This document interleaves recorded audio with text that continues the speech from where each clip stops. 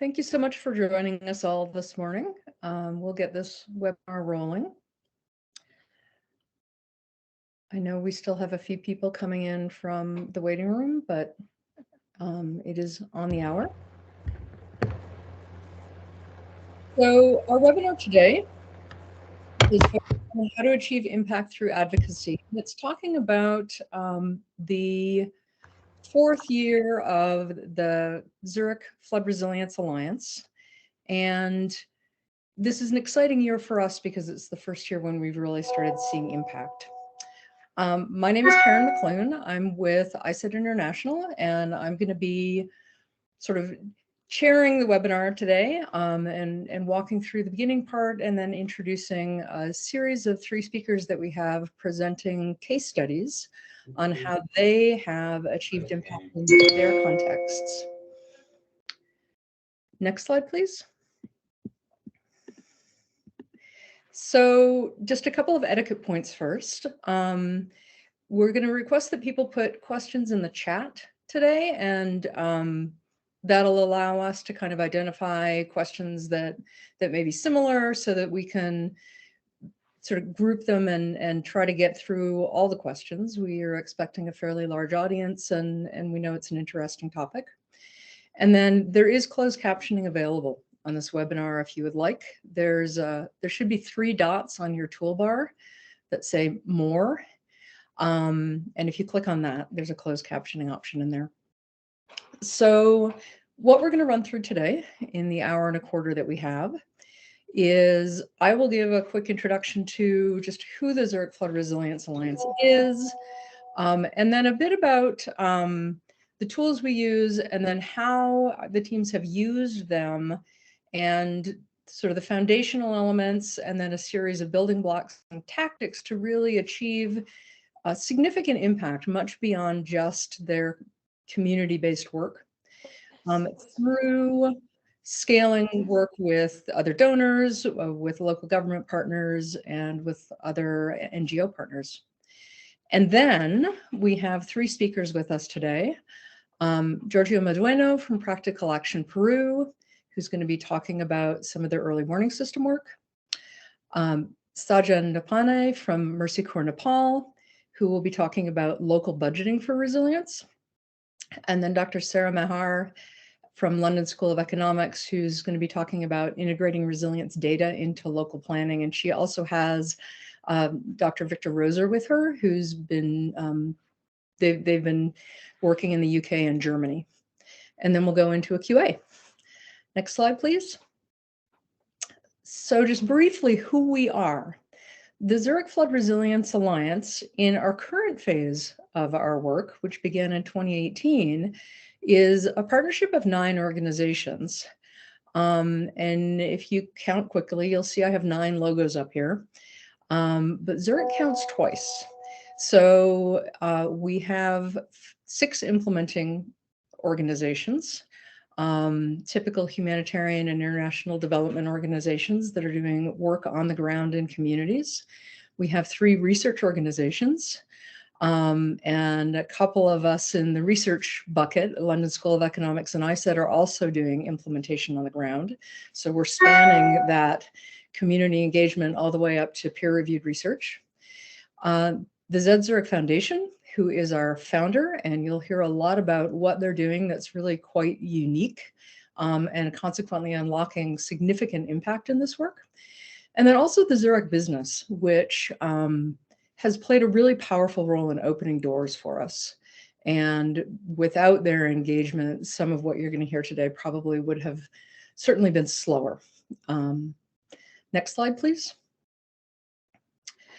So just a little about sort of the core tools we use, because you will hear these referred to in the presentations. The first is the flood resilience measurement for communities on the right. We refer to this in short as FRMC. And that's both a framework, a resilience framework, based on the 5 capitals approach. And associated with it is a a computer platform and app that actually walks users through that framework in a very systematic and logical way to ask a series of questions of different data sources and develop a set of grades about resilience characteristics. And what's powerful about that is that combination of both a theoretical framework and a very practical way to apply it. And the presentations today, all of the teams have used this with all of the communities they've worked with. And so it's a point of commonality across all our programming.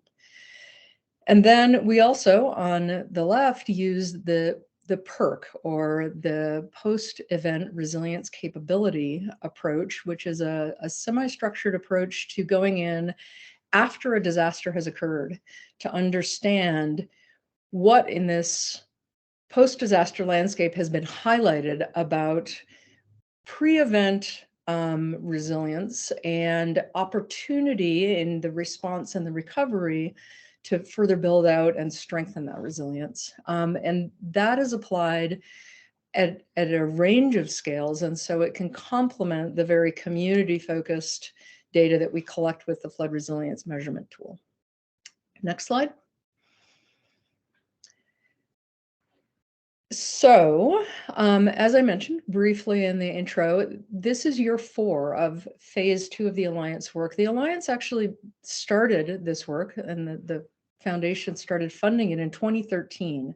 So we're in year 10 for some of these teams of continual programming, but in sort of 5-6 year chunks of funding, which provides a pause point in the middle and has been really powerful. That long-term funding, coupled with really significant flexibility that Zurich has given us in how we use it, and the ability to pivot and learn as we go and adapt to changing conditions, has given us the ability to work really closely with partners on the ground in ways that have made our impact greater. We have been capturing in this phase, which began in 2018, annual learning. And if you went back through these reports, you'd see the first is really about sort of how we're set up and why, how we have dedicated funding for advocacy and why we're excited about that. Years 2 and 3 are a bit more about how we then took advantage of the great flexibility we have to pivot for COVID. And adapt to a really different environment. This year is a super exciting report because it talks about where we're now seeing impact. And you'll get to hear those stories. Next slide. So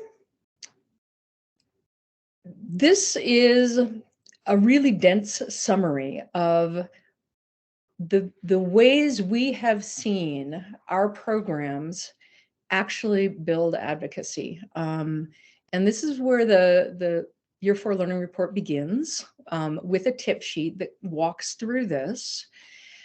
And what we like about that tip sheet is it's what the teams did. So it's not theoretical. It's an approach that we think can be used by anyone, anywhere. On the bottom of that graphic, the bottom half of the hemisphere is really what we see as are the foundational elements, what needs to be in place before a team can do advocacy at all. And it includes things like working across scales, having long timelines on which they can work, the flexibility to learn and adapt and change programming to respond as conditions change, as the focus of partners change, as opportunities arise. Established credibility, absolutely. And then a navigable policy environment. You can't do this in places that are, governments are too fragile, conditions are too war-torn. And these are the pieces that we have put in place in how we've selected the countries we're working in how the 9 partners in the Alliance, the 10 partners were selected. And then to that, our teams have brought a series of building blocks that they have implemented through specific tactics. The first is establishing relevance, and you'll hear teams talk about how they've done that by aligning with the policy environment and by being demand-driven. By building relationships, that's particularly building relationships with government because they have a mandate and budget and policy sort of opportunities to do work. And if you can align with that, you can unlock that funding in support of your work. And connecting actors across sectors. Resilience is not something that you can do in silos. It really needs to take that systems focus and work across sectors. And then the third is providing evidence-based knowledge. This is another piece that we work very intentionally on in the Alliance. All of our teams are thinking about, as they develop a good practice on the ground, as they learn, documenting that in ways that they can share with stakeholders. And in particular, filling evidence gaps for decision-making and demonstrating tangible good practices. And you'll hear that discussed as well. And with that, I will turn this over to our speakers with their examples from the field. So our first speaker today is Giorgio Madueño from Practical Action in Peru. He's talking about going from the community intervention level with an early warning system to scaling that, taking full advantage of the fact that they've been a partner of this Zurich Flood Resilience Alliance work since 2013. Thanks, Giorgio. Thanks, Karen. Hi, I'm Giorgio Madueño. I'm the Knowledge Product Coordinator for Practical Action's Flood Resilience Program in Peru. I'm here to share with you the program's experience on scaling our early warning system approach from a community level to a national one. First, just a quick introduction on the context of our work. One of the key places we work is in the Rimac watershed that's located on our country's capital, the city of Lima. Communities here face rapid onset floods, intense rainfalls, and landslides almost annually. These risks are being intensified by rapid land use change and also climate change. And the lack of weather information with enough precision to make the correct decision at the right time. In this context is because rainfall varies considerably from community to community. This especially affects remote communities where most vulnerable people live. Next slide, please. As practical action, we have worked to increase the access of communities to early warning systems since 2011. We have constantly highlighted this work as we believe that early warning systems not only allow preventing loss of life and property, but are also a tool to address dynamics and strengthen capacities among key stakeholders in disaster risk management. After many years advocating for efficient, cost-accessible, and people-centered early warning systems, Peru's National Meteorology and Hydrology Service has allocated funds to expand early warning systems in one of the most strategic watersheds of the country, the Rimac Basin. Next slide, please. What was the impact of this win? Well, in 2021, the National Meteorology and Hydrology Service of Peru allocated and disbursed 435,000 USD towards a national program to expand early warning systems in the Rimac watershed, adopting aspects of our early warning system approach. To date, the newly installed early warning systems are now benefiting approximately 457,000 people by alerting them of potentially dangerous flooding. Ultimately, the expansion of early warning system is expected to impact the lives of over 9.3 million people living in the Rimac watershed. This is according to National Meteorology Service calculations and plans that are aligned to the Sendai framework indicators for reporting. The rollout will be implemented progressively, and I can explain that later. So the next slide, please. Okay, how did we achieve this? Here are three key moments in our work that I will explain each of them. So next slide, please. With our initial work with a project in the Cusco region on 2011 and later on 2013 as part of the flood resilience program, we recognize that early warning systems require a set of interlinked activities of multiple stakeholders, including working with communities to establish brigades, raise risk awareness, and develop response capabilities.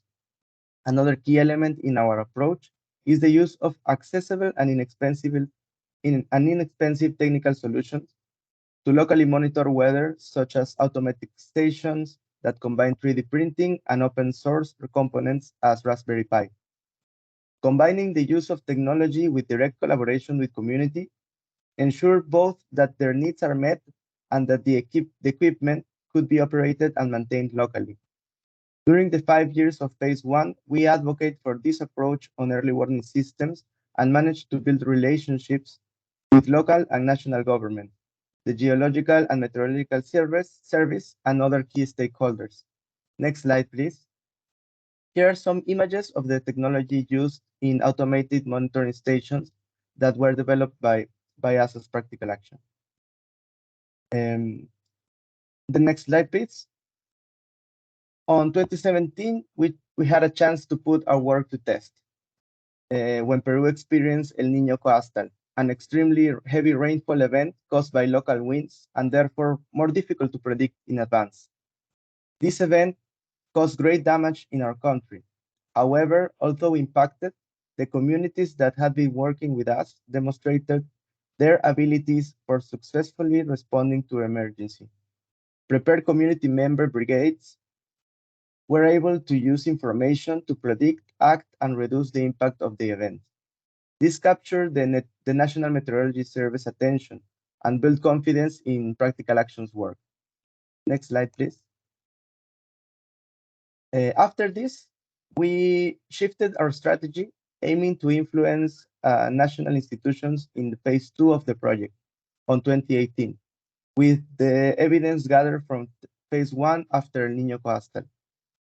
The Sendai framework further emphasized the importance of decentralized technology, community-centered engagement, and early warning systems in the eyes of national institutions. They were interested in working closely with communities. However, many of them, including the National Meteorology Service, had limitations on how to do it. An important element in getting communities and the National Meteorology Service working closely was including communities in all components of early warning systems, not only as receptors of information, but also as key actors in the monitoring.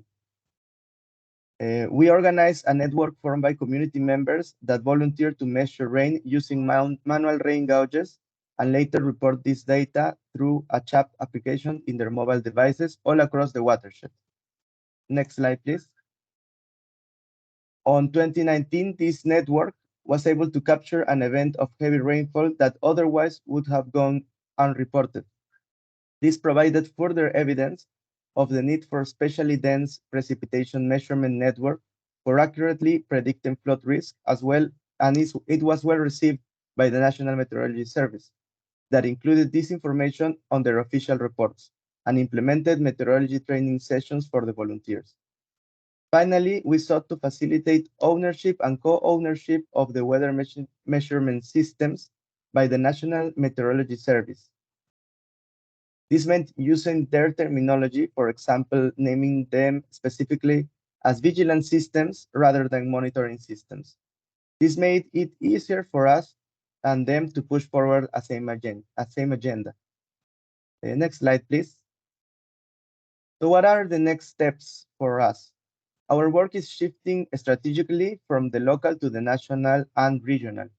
We're poised to support the National Meteorology Service with the scale out of this community-based early warning system model in the RIMAC watershed, and we are leading new lines of research with them at a national level.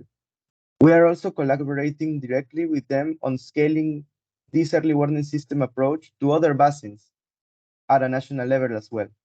At date, we have supported the installation of 32 automatic stations based on free technology and gather information from more than 40 volunteers to monitor rain with manual rain gauges. Recently, we are looking to expand our work at the regional level after receiving funding from the Swiss Agency for Development and Cooperation for a 3-year regional program on early warning and early action in Peru, Bolivia, and Ecuador. In the context of this project, we have already collaborated with the National Meteorology Service, installing 4 LiDAR hydrological stations that contribute to strengthen early warning and early action in the Vilcanota Basin in Cusco, Peru. Next slide, please. We are also collaborating directly with the National Meteorology Service on scaling this early warning system approach to other basins at a national level. And here are some images of our work in both the Arequipa city at the southern part of Peru and also in La Paz, Bolivia. Next slide, please. So what are the lessons learned? First, it was important to establish the relevance of our approach. The existence of Sendai as an international framework was a key element in pushing forward the idea of having communities at the center of early warning systems, especially when collaborating with national agencies. We were able to build strong relationships and trust through time with communities and national institutions, thanks to the flexibility and ongoing adaptation of plans and activities backed with a long-term financial and technical support provided by the Alliance. And lastly, having evidence-based knowledge was key. Capturing experience of low-cost, easy-to-use and maintain technology coupled with community uptake allowed us to evidence early warning system as a versatile tool for advocacy. I encourage everybody to check out the learning report document for more detail on our experience and all my other colleagues here in this webinar. Thanks for your attention, and I'm happy to answer any questions at the end.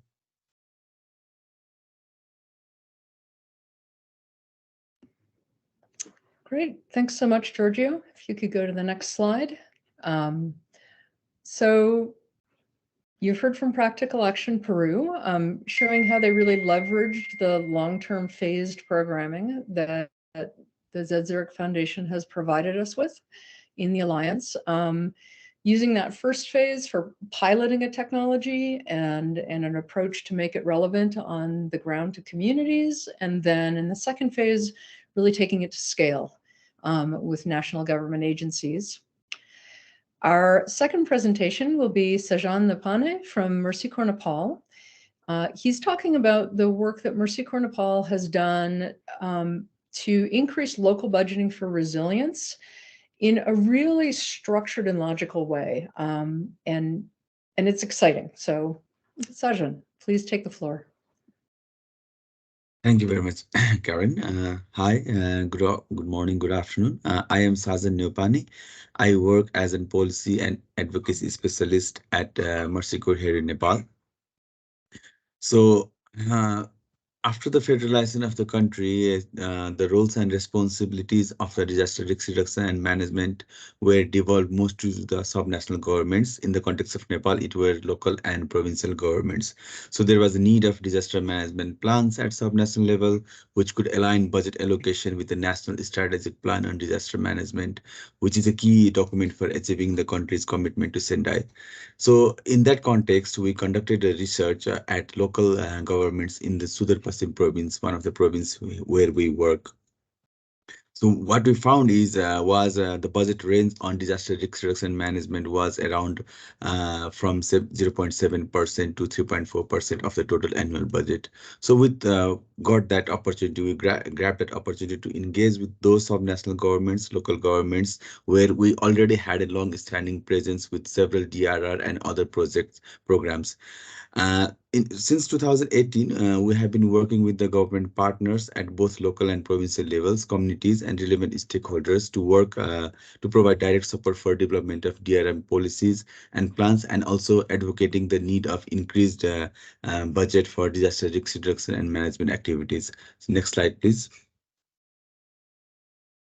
So with that engagement, with that opportunity, we partnered, we collaborated with the province government on development of a new disaster management policy for that province, where explicitly our focus was on inclusion of budget allocation for DRM. So based on our research, we thought that at least 5% of the budget allocation for disaster risk reduction and management needs to be incorporated in the policy document.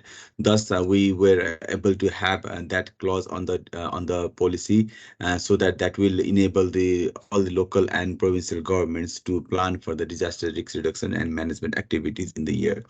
Additionally, we are also working with the several local governments, developing and supporting the local disaster and climate resilience plans, and also supporting for the disaster preparedness and response plans, which are the key policies for the localized action for disaster risk reduction and management in the country. Additionally, we were able to have a budget allocation for these activities in the plans. So, and we could see the annual provincial budget in disaster risk reduction management is increasing every year. It's progressing. So, based on the research, we found the annual progress in budget. We could see from the we could see it has been progressing in the every year. This budget has unlocked adaptation options at local level and reduced the risks of flood and other climatic hazards. However, we could also still see the large portion of the budget is focused on infrastructure and mitigation activities rather than the community preparedness. Next slide, please. So with those engagement, we could see the impact of our win in two sectors. One on the allocation of the budget. So with the progression on the budget, we could see now there has been increment of the budget from 1.8% to 4.1% of the provincial budget on disaster risk reduction, which is around 4.8 million USD from in 2020 to now around 12.33 million USD in this fiscal year. So we could see a gradual progress in the disaster risk reduction and management budget, which more or less aligns with the 5% provincial clause on the disaster management plan. However, it still is very less in compared to the total budget that the subnational governments are implementing.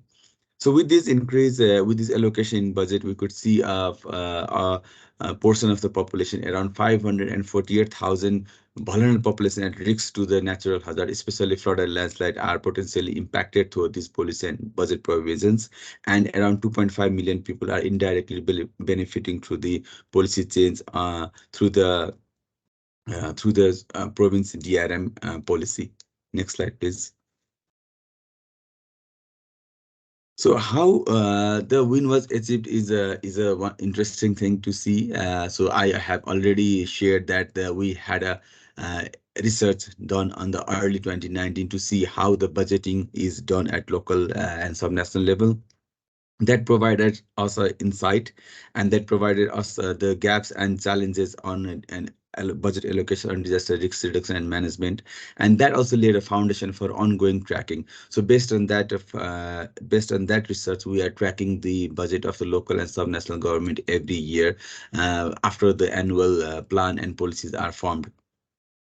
Additionally, after the research, we shared the findings to the local governments and provincial governments of that area during the disaster management planning meetings. The series of capacity building trainings were provided to local disaster management staffs as well as follow-up action.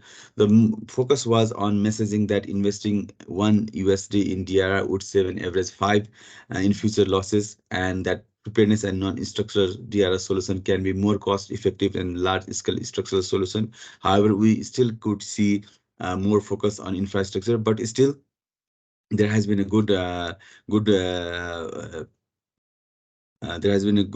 that the budget are being allocated. Apart from the engagement with the local and government authorities, we are also focused on community-based advocacy approaches. We have built networks with the communities in 4 districts. With the implementation of the FRMC, we are working with more than 14 communities in the same area. So we are also engaging with those local communities to advocate with their local governments for this for the increased allocation for the allocation of disaster risk reduction and management activities in the budget allocation for that activities in the annual plans. Additionally, the lobbying and engagements were a key approach that we implemented. Not to Not only this, because Mercy Corps has been key stakeholder in the Sudur Paschim province. We have other DRR programs which also focus on a similar engagement, which has also similar approach on disaster risk reduction and management, led by communities. And we have been able to collaborate with the other peer organizations and agencies in the region. Specifically, during the formulation of the province DRM plan, we collaborated with UN agencies, UNDP, so that we could have a collective impact. Next, please. So next step, what we saw is like we have been tracking the budget. We have been seeing the local development plans, local DRR plans made in place. So, but now there is a need of ensuring how these DRM plans are impacting the vulnerable population, people at risk. So we need to ensure the quality of the spending through assessing the impact of disaster risk reduction and management plans, and to see how the funding arrangements and expenditure are made according to the disaster management cycle, how these preparedness action is prioritized in these local DRM plans. Additionally, we will be consolidating the 5-year cycle of the budget and expenditure of these local and subnational provincial governments in order to have a complete picture of how disaster risk financing has been done. So it will certainly help in influencing the development of monitoring and evaluation framework for DRM investment in the future, because what we can see is like there is not a specific M&E framework for monitoring DRM investment at local governments. Next, please. We were very lucky to have these approaches as these lessons as our learnings. As I stated earlier, evidence-based advocacy provided a very good foundation for our engagement with the authorities, especially those who are making at policy making level. We really found that engagement through advocacy along with the community programmings will certainly has been a very good approach, so that we could both engage with the policy makers as well as the communities. Additionally, build relationship is one of the key areas that has provided us the sense of trust from both community and the government stakeholders. Additionally, the role of media has been a good strategy. Engaging media and influence for influencing policymaker has been the most lesson that we learned in these 5 years. Next, please. Thank you very much. So that brings to the end of my presentation. I'd be happy to have any question at the end. Thank you. Thank you so much, Sajan. So Sajan has just presented about how advocacy can't be achieved just via policy change, or it can. You can stop there, but how much deeper you can take it if you actually then accompany that policy change with the process needed to put it into place, and what that then can unlock in terms of building local resilience. So thank you so much for that. Our final speaker today is Dr. Sara Mehryar, who's speaking about integrating resilience data into local planning in an urban OECD context. And just to note that this is particularly exciting. This is the first work that the Zurich Flood Resilience Alliance and the Zurich Foundation have done in urban OECD contexts, but the foundation is now launching a new urban climate resilience program in urban OECD contexts in parallel to the Alliance work. So this is sort of a foundational piece that the foundation will be building on further in the coming years. So Sara, I will hand it to you. Thank you, Karen. Hi, everyone. This is Sara Mehryar from London School of Economics. Together with my colleague, Dr. Victor Ruzer from London School, within the London School of Economics, we have been working with local authorities in both UK and Germany, as Karen mentioned, at the urban level, to measure their flood resilience and also support decision-making since 2018. Today I'm going to present our experience of UK, but my colleague Victor will also join the discussion session later. So next slide, please. As I said, we implemented flood resilience program in close collaboration with East Suffolk Council in East Coast of England. And our partners in the local authority basically became interested in this project and in this program, as they were already considering various flood risk management options and were also in the process of developing funding application for possible flood risk management projects. So they found this program generally as a way to show them where they would need to invest more and therefore would need to apply for funding, B, to provide rigorous evidence for their funding proposals, and C, to bring community together to discuss and co-create these flood risk management interventions. And therefore, the participatory aspect of the program became an important element in this project. It enhanced the society's engagement in the government's decision-making. It brought different group of stakeholders and different voices into the planning step, and it also resulted in various preferences and priorities of stakeholders to be considered in developing the flood risk management proposals and projects. The local authority also mentioned, the local authority that we worked with also mentioned that the entire process has encouraged system thinking and holistic decision making just by looking at various aspects of resilience through this program, or what we call 5 capitals of resilience, which are social, human, financial, physical, and natural capital. And therefore, it resulted in including a variety of resilience measures rather than focusing on some traditional measures by targeting all these 5 capitals. Next slide, please. So the funding applications that were developed by the local authority resulted in the East Suffolk Council winning 2 big grants. The first one is the £43 million funding for building tidal flood walls and barriers, and another one, which is probably more aligned with our resilience approach, is a £8 million fund for innovative flood resilience projects, in which they included projects on nature-based solution, raising awareness, and also property level measures. In addition to that, we have also provided advocacy for the UK national government on developing the national flood and coastal erosion risk management strategy for England that came out in 2020. And this strategy for the first time announced a large funding for various flood resilience projects beyond the usual physical protection measures, which was also a big achievement for policy advocacy. That then also allowed and even encouraged the local authorities, including the East Suffolk Council, our partner, to consider a variety of resilience measures in their proposals. Next slide, please.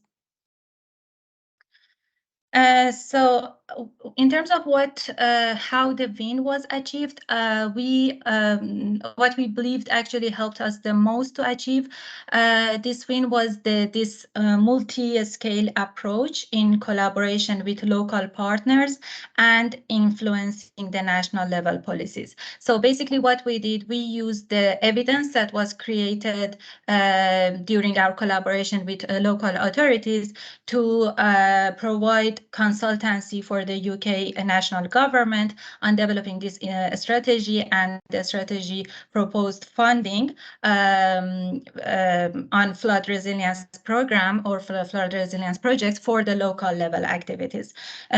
So we that was kind of like using our experience and learnings from the local level collaboration to influence policy level, and then through that policy change, we provided money for the local level activities that was suggested somehow by the tool that we used in this project. And also we provided the rigor. The project resulted into providing this rigorous evidence on the flood resilience of communities that was used by the local authorities in developing their proposal for the national level funding. So it was more like a bottom-up policy influence and top-down funding influence. And another thing that is worth mentioning is also the presence of a strong will and resilience thinking among the local authority and community that we worked with, which resulted in all these like proactive approaches. Next one, please. So in terms of the next steps, I think, first of all, local authorities continue working in communities to complement implementation of measures that were developed through the proposals for which they already got funding, and monitor and evaluate the impact of these measures. We keep responding to the consultancy calls from the national government on flood-related policies and strategies.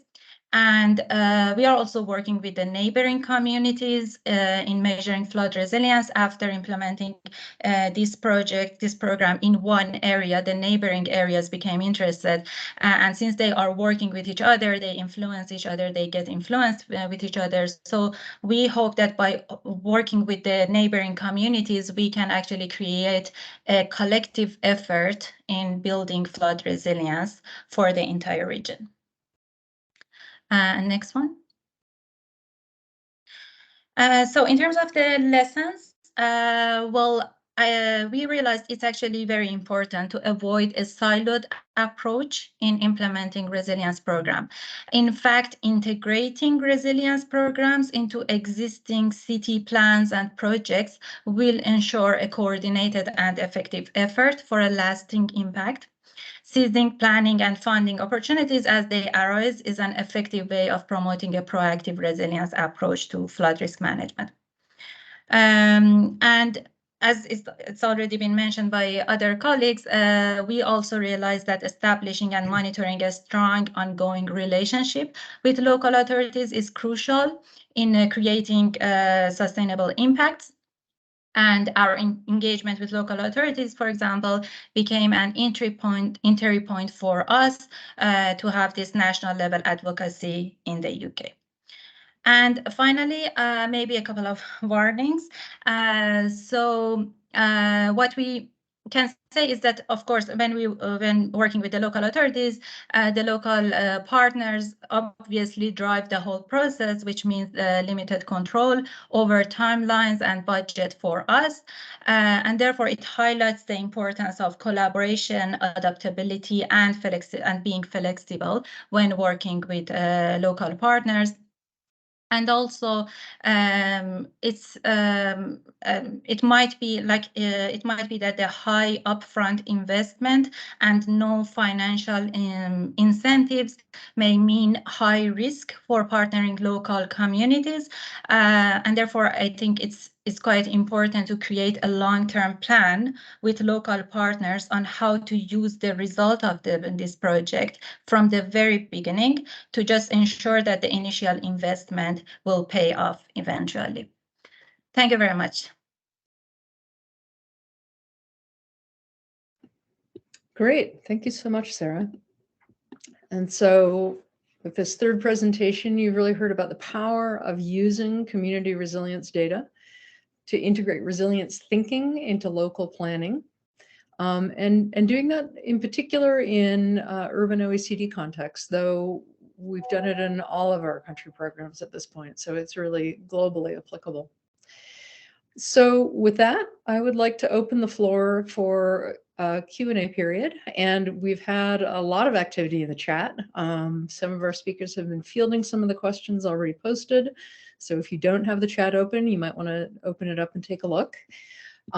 We will kick off with a question for Giorgio on how did you manage to advance your work given the government relations and instability in your country? Hi, thanks for the question.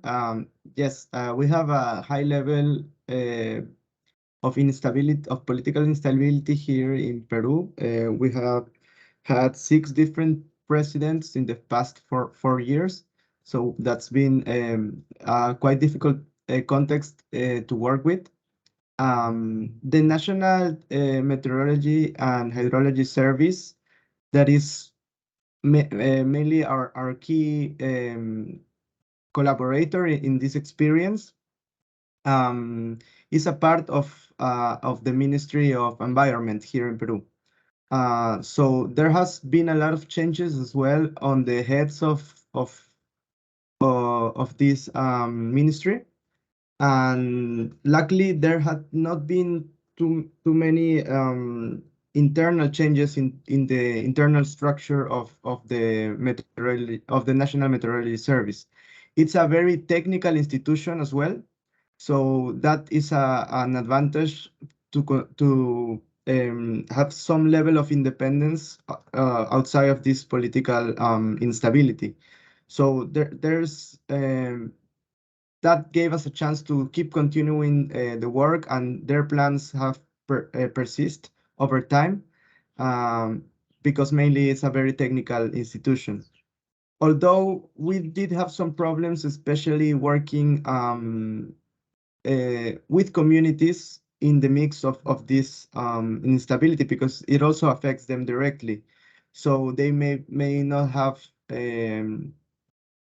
time to prioritize activities related to resilience and the work that we do because of other factors that affect them. So our key stakeholder in the government, it's somewhat stable sometimes, but it does affect our work in other areas. So yes, and thank you for the question.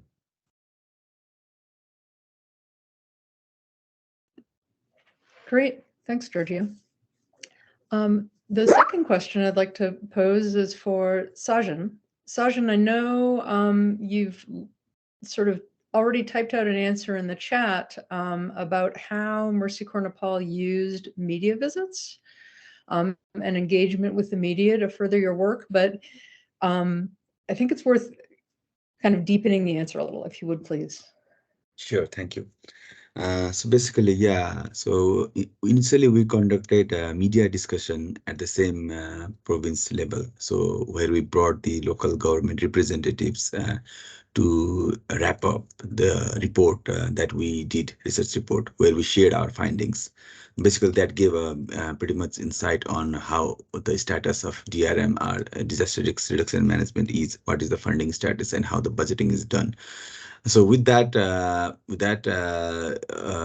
engagement, then COVID came, and then we had some kind of different level of engagement with the media, especially on the status of this disaster risk reduction and management activities, with very less engagement. But then later on, after we were being able to have some sort of activity outside, and then we had some sensitization done to media as well. Basically, we are providing them some orientation on the need, what are the key issues now, what are the key issues of disaster risk reduction management, where the media could play a role, and what are the gaps that gaps and challenges that we are facing. So that gave us some kind of engagement with them, some kind of opportunities, and then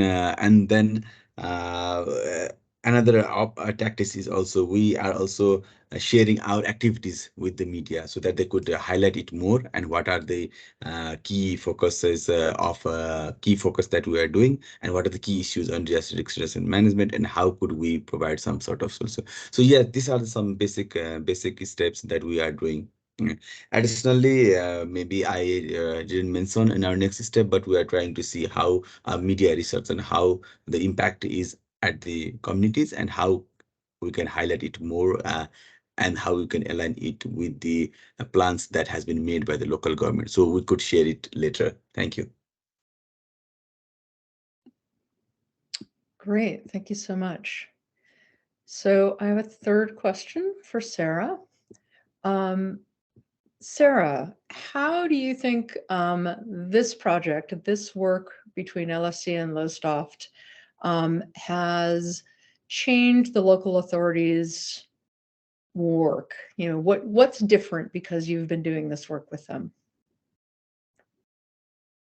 Okay, yeah, good. Thank you. Well, I think, I mean, as I mentioned in the proposal, I think what was really, what they also mentioned was really important for them was to provide this like full picture of flood resilience actions that they can take or flood resilience aspects that they have to take into account when it comes to decision making. So I think, I mean, the local authority that we worked with, they were quite open, and they had they really already had this like resilience thinking. So when we started this project, they were already thinking about building flood walls and barriers in Lowestoft, but they always knew that this wouldn't solve the problem completely, or it doesn't remove the flood risk forever, and they have to actually think about the other aspects, other kind of measures to kind of like diversify their flood resilience solutions and flood risk reduction actions. So, that was basically the main reason that we started this project, to look at the different aspects and different type of solutions that can be taken there. And then there was this opportunity for flood resilience funding from the government, by which they already had implemented the workshops and key informant interviews, etc. And I think that helped us a lot. I mean, local authorities and us as their partner, it helped us a lot to have a good understanding of different aspects of flood resilience in Lowestoft, so that when the opportunity for funding came up, they were already kind of prepared for that. So I would say, and that was like what they brought in their proposal, looking at different kind of options for natural capital, for human capital, for individual level, property level, for example. They brought these additional measures in their proposal, which I think was kind of the outcome of that. But obviously that was a collaborative project. It was not only the influence of our project, but I think that was probably the influence that we had there. Thanks, Sara. That's really interesting, and I appreciate the perspective that you know, it really broadened their thinking beyond just one silo, and that again is what all of us, I think, have been saying throughout this, is that resilience is that really broad brush. It's not just any one thing. So thanks. So I have a question for all three of you, which is, were there aspects of this work and of kind of scaling through advocacy that were unexpectedly hard? And Giorgio, if you want to start, and then we'll just go through in the order of speakers, that would be great. Yes, yes. Well, also just taking the chance to also address a question done by Seona. Yes. So one of the things, I think one of the elements of our advocacy work that was key was combining technology and like new technology, accessible technology for monitoring weather, and also coupling that with community work. So those were key elements in our advocacy with the National Meteorology Service. And answering your question, Karen, it was hard at the beginning for them to uptake these two elements, the technology and the community, because first they were very skeptical about this new technology and how reliable could it be, and also very skeptical about the capabilities of communities for the work they need to do. So once we have enough evidence on, and when that our work and our approach to early warning system was put to test, they had the confidence to rely on what we were advocating for. So at the beginning, they didn't trust the technology enough, and they thought that it wasn't like reliable and strong enough because it was a little more inexpensive and a little more accessible. So we have to prove that first to later have their confidence. Thanks. Sajan, do you have thoughts on things that were unexpectedly difficult or perhaps unexpectedly easy? Yeah, I think it's more difficult than easy. But what we could see is like since there are many expectations at the local government where they have more role of providing services. Still, DRM is a low priority. Disaster risk management is a low priority, and our engagement effort also requires us to put our offer with the local governments and the community as well, because community has huge expectations. And additionally what we could see is like, because there has been huge demand from the local communities for the governments also on the harbor interventions, and the focus is made on infrastructure, we could see a very significantly very less portion of the budget being still allocated to the preparedness action, where the community's capacity is being built up, where these community-led initiatives are funded, especially on the software part, where we could not see much engagement. Our focus is still how we could balance the hard versus soft intervention, and how we can engage with the governments. Yeah, more. Thank you. Thanks. And Sarah, do you want to field that question? Yeah, well, I think generally what is always hard in working with not only working with local authorities, but generally working on resilience, is to just keep the focus on flood and climate adaptation measures and investing on it, because definitely working on flood resilience programs is a long-term process, and a lot of crisis may happen in between, like what we experienced. We had heat waves, we had corona, we had different issues that showed up during the way, and then every time it cut the focus and resources from the resilience plans and projects. So we always found this hard to keep a continuous program and continuous focus on working on flood resilience. And there are always other priorities that come up, and then, that's a reality. You cannot really do much about it. Yes, absolutely true. Thanks for that. So, Giorgio, I have another question for you. Are there transboundary issues that you addressed while working on early warning systems? Sorry, I didn't catch that. Are there transboundary issues that you addressed while working on early warning systems? So in particular,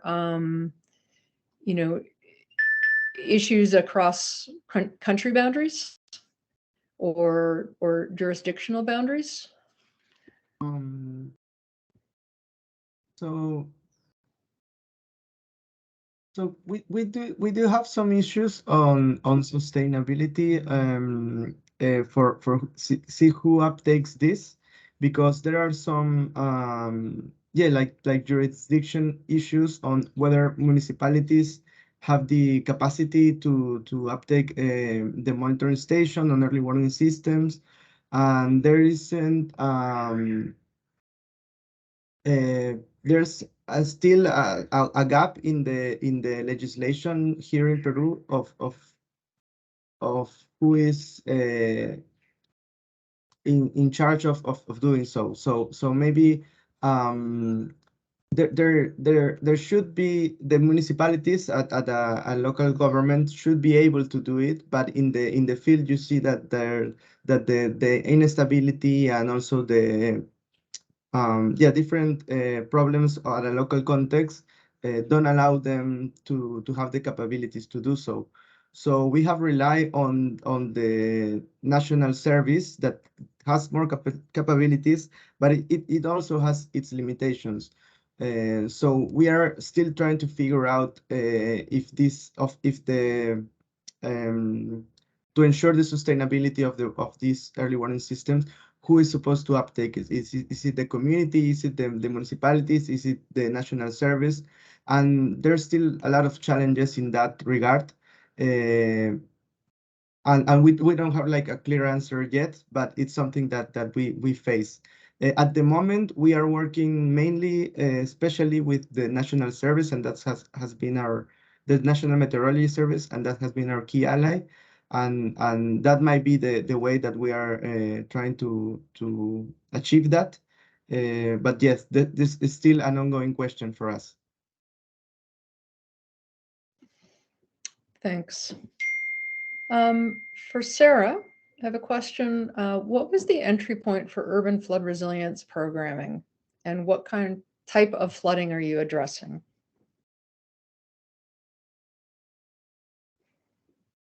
Well, the flood, we were working on different types of floods. I think it very much depends on what kind of floods the communities are dealing with, because the definition that we have for flood resilience is it can be about any kind of flood disaster, flash flood, surface water flood, fluvial, different kind of floods.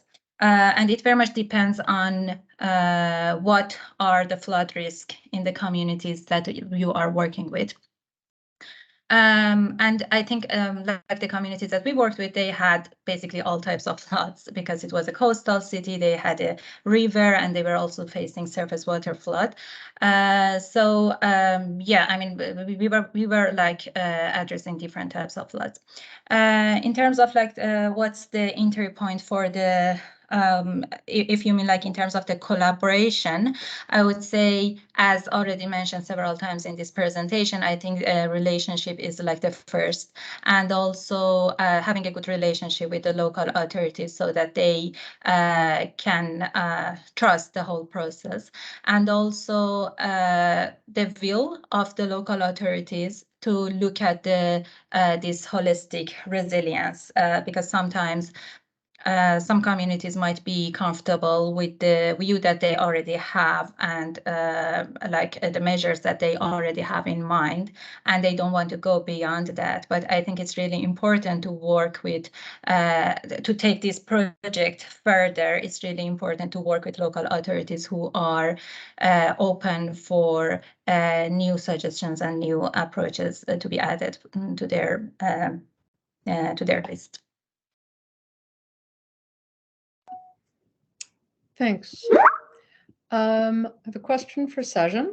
Can you provide more detail on your methodology for tracking budget allocation and spending? And I know you, I think, have some publications on that or links that you could provide people maybe in the chat. But if you wanted to just briefly mention anything about that.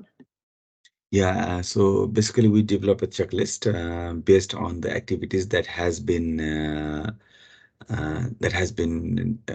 planned in the local annual budgeting planning process.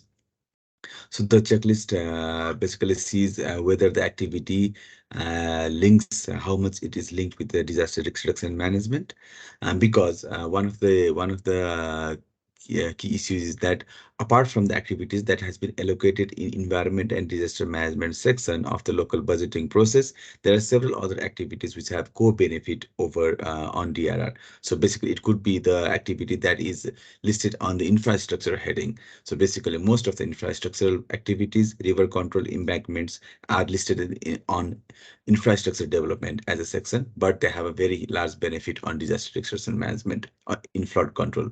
So we see activity that has been planned every year, line by line, so that and we track them according to their contribution on flood resilience, disaster risk management, and in some cases climate resilience as well. So I could share a policy brief depending on based on which we did research on 2019 and a key methodology to a wider group. Thank you. Great, thanks so much. So we are scheduled to run until 1:15. I know that some people are dropping out because they have calls on the hour, but I have one final question for our panelists, and then we'll do a quick wrap up when we have a survey to share with everyone. So the final question I have is, there are a lot of pieces that go into making this advocacy work. There's lots of moving parts, there's lots of different players. Is there something that stands out to you about what was really the strongest piece of this?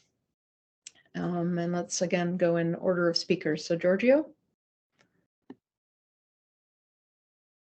Yes. Well, yes, as I have mentioned before, I think what stands out mainly of our experience is being, well, the ability to combine new technology as members of the alliance, having like one foot in the academic world, where we can access like most recent use of technology being used for weather measurement, and having one foot in academia and one foot on the community field with our community work with brigades, and being able to really address their needs, and building this like community force and community organizations. Like having those two elements, it's what really gave us a chance to complement and articulate with the National Meteorology Service, and with what the government sometimes has difficult and limits in their work, because it's hard for them to access those two elements, and we have the chance to complement and collaborate with them, providing that. So as I have mentioned before, also having the freedom and the long time support financially and technically from the Alliance has really given us a chance to work with a lot of time and a lot of flexibility and adaptation that most projects do not have at a national level, and like internally in the government, and also like from other NGOs that mainly have very specific interventions, and don't have like enough flexibility and time to reflect on what they do. So yeah, that mainly. Thanks. Thank you. I think that's a beautiful summary of everything you've presented today. Sajan? Sorry, Karen, can you please give me a question again? Not a problem. I know that you're typing answers frantically in the chat. When you kind of look back across all the different moving parts and relationships that have had been maintained for this work, is there something that really stands out as the strongest element and driver behind the success in your advocacy? Yeah, so I also mentioned previously, basically there are two things that we could see. One is our working relationship, that the trust we have built with the governments, communities, and our community-based approaches. It's not only the advocacy programming. Certainly, advocacy programming is one of the key, but the community-based programming, where we are able to engage the communities, we are able to bring in community voices. So that has been a major thing, I think. Yeah, thank you. Great, thank you. And Sara? Yeah, and I think I very much agree with Sajan. I think this community-based approach is probably the most important element of the whole process. And what I would say also stands out a lot in our project was that using this participatory process, community engagement process, helps to, and making sure that you are involving all important stakeholders, also those marginalized ones that might have not been heard enough, to just make sure that the projects and the proposals are aligned with the real need of the community. And also another important thing, I think, is that it's also important to align all these activities with what the local authorities are already doing. So, I mean, we don't want to create a wheel again. We just need to build on what's already been working on for a long time. So I think it's really important to understand what's going on, what are the gaps, and how we can fill the gaps or help communities to fill their gaps. Great, thank you so much. So we have a short survey that we're going to share, I believe, in the chat. We're basically just interested in knowing from our attendees today whether you'd like to know more, which organizations you're from, how you heard about the webinar.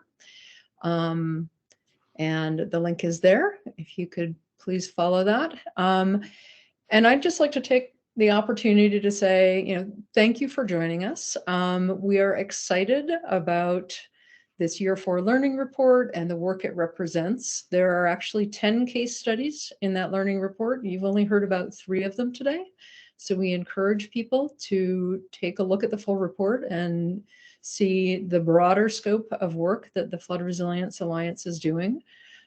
We'd like to thank the foundation for the funding and the flexibility they give us that has made this work possible. Just a shout out to other donors that, boy, with long-term funding and flexibility, we can do so much more as implementing organizations. And we would love to see more of this enabled. And then thank you to the team, our speakers today, and the team that has put this together and brought this to you, our audience. And thank you to our audience for joining us today. We really appreciate that you've taken the time, that you've allowed us to share this material with you. And we are available for follow-up contacts if you would like to reach out. More about the Zurich Flood Resilience Alliance can be found at floodresilience.net. Thank you so much.